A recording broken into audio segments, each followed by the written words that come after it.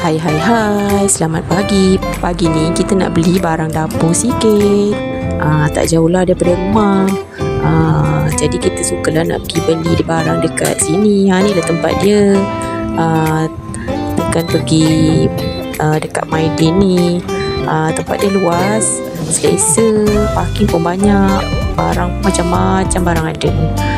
Lepas tu kita jalan dah sikit, masuk dekat dalam Maidin ni. Hari ni tak berapa ramai orang lah sebab masih pagi lagi. Dia baru buka. Jadi kita pergilah masuk kat Maidin ni. Kita ambil troli dulu. Troli ni selain isi barang, budak pun suka naik juga. Itulah dia. Okey, lepas tu kita cari dulu watercolor ni sebab anak yang sekolah menengah tu dia ada exam dan nak kena gunakan color ni. Lepas tu kita naik dekat bahagian groceries.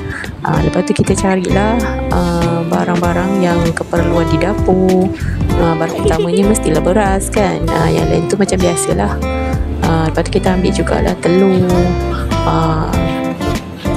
Telur pun ada banyak grade, tapi kita ambil lah yang sesuai dengan kemampuan kita kan. Okey, lepas ni kita nak ambil barang lain pula. Ni sepi-sepi lah. Tengok aiskrim apa ni, tapi tak beli pun sebab masing-masing dah pakat batuk semua. Jadi kena stop dulu.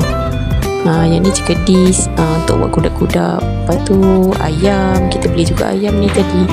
Lepas tu beli bawang, barang-barang basah macam sayur, semua kena beli lah.